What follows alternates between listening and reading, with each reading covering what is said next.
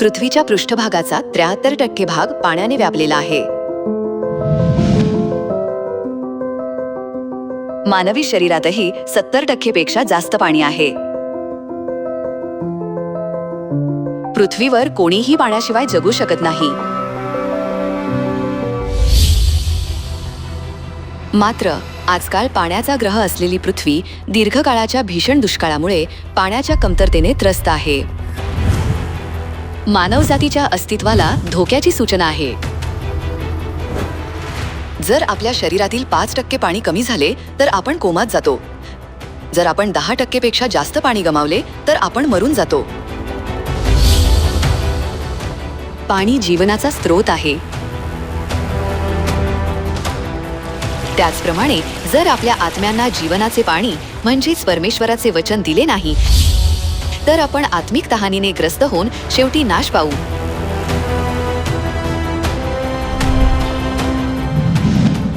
आता संपूर्ण जग आत्मिक दुष्काळाने ग्रासले आहे. युरोपमध्ये खूप कमी लोक चर्चमध्ये जातात आणि तेथील चर्च इतर कारणांसाठी वापरले जात आहेत. अमेरिकेत चर्च विश्वासणाऱ्यांना दृश्यात्मक आणि उत्तेजक पद्धतींनी आकर्षित करत आहेत. लोक तहानलेले असूनही चर्च का सोडतात?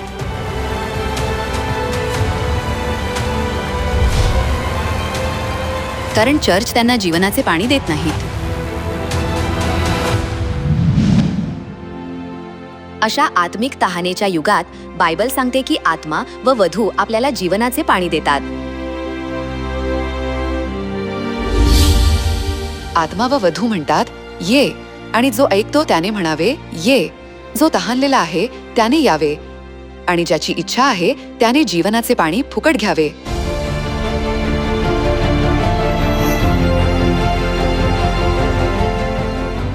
काही ख्रिस्ती नेत्यांच्या मते वधू म्हणजे चर्च किंवा विश्वासणारे.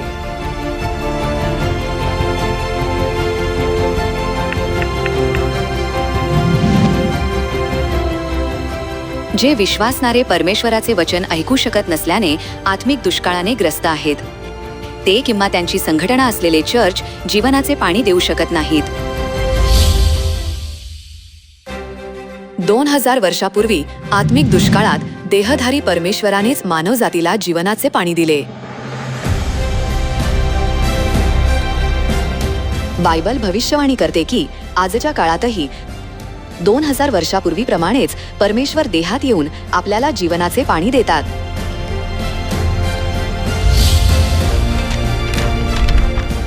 आत्मा व वधू म्हणतात, ये, आणि जो ऐकतो त्याने म्हणावे, ये. जो तहानलेला आहे त्याने यावे, आणि ज्याची इच्छा आहे त्याने जीवनाचे पाणी फुकट घ्यावे.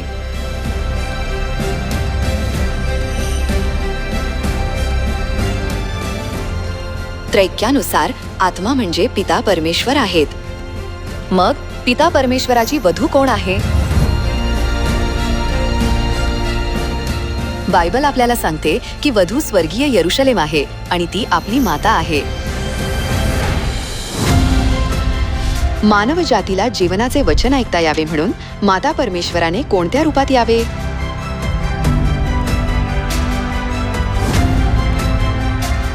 जसे 2000 वर्षापूर्वी पिता परमेश्वर आपल्याला जीवनाचे पाणी देण्यासाठी मानवी रूपात आले होते, त्याचप्रमाणे या युगात माता परमेश्वर मानवी रूपात आल्या आहेत आणि आपल्याला जीवनाचे पाणी देत आहेत. पिताच्या, पुत्राच्या आणि आता पवित्र आत्म्याच्या युगात जीवनाचे पाणी, आत्म्यांना जिवंत करणारे परमेश्वराचे वचन केवळ परमेश्वरच देऊ शकतात.